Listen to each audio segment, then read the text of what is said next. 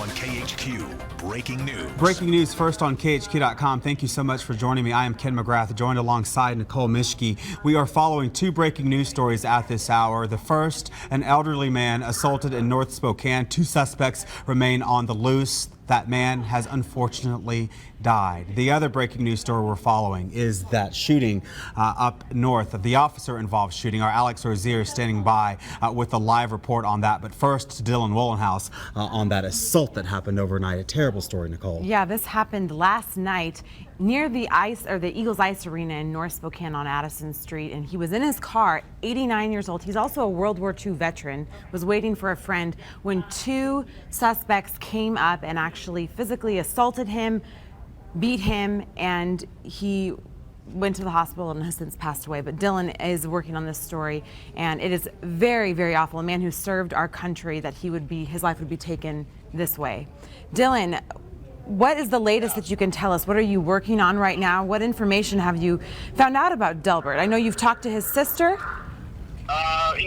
We actually talked to some family members of his name is Delbert Belton, is 89 years old. We talked to some family members. We did talk to his sister, and got a chance to talk to one of his nephews here at near the Eagles Ice Arena. There's actually a memorial kind of growing for him outside with some flowers and a couple of letters honoring Delbert. But yeah, his nephew is telling me that his uncle Delbert really gave him a second chance in life. He moved up here from San Diego a few years ago. His uncle Delbert gave him a car, kind of got his life on the right track, so he says he's kind of forever indebted to him. But also some friends are gathering up here near the Eagles Ice Arena to try and remember their friend.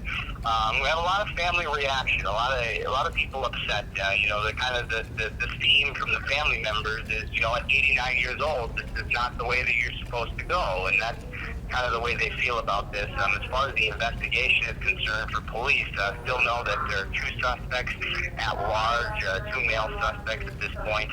Don't have more information as far as the progression of that investigation, if they have arrested anybody or kind of what the progress is of that. But obviously it's only around the noon hour, so that could change later this afternoon, and we're going to be on this all day. This is such a terrible story, Dylan, and we're going to let you go because we know that you're working on getting more details for all of our viewers tonight on KHQ Local News at 5 and 6 with Dan Kleckner and Stephanie Vigil. We're going to continue, Dylan, to follow all of your tweets on this story. You've been sending out numerous tweets on this beloved man who was killed last night, and two thugs are on the loose right now as authorities look for those two suspects. Dylan, thank you much for this report. Thanks again. All right, Nicole, and when we found out this news, we were saddened by this terrible situation, and I'm hoping that we're going to get a better description and some photos as soon as they make an identification of who these two people are that remain on the loose right now. And it's stories like this that just turn your stomach, dear. Well, I just don't understand how anybody could assault an elderly woman. You look at that face of that man, yeah. Or an elderly man. Yeah. I meant to say man. Anyway, could we go back to his picture, You Travis? look at that face of him, and to think that somebody could come up to him and assault him, I don't care what they were trying to do, if they wanted money or whatever, but you touch children and you touch elderly people, and that just gets me to no end. I can't even believe that someone would do this, and hopefully they will be caught and prosecuted for what they did.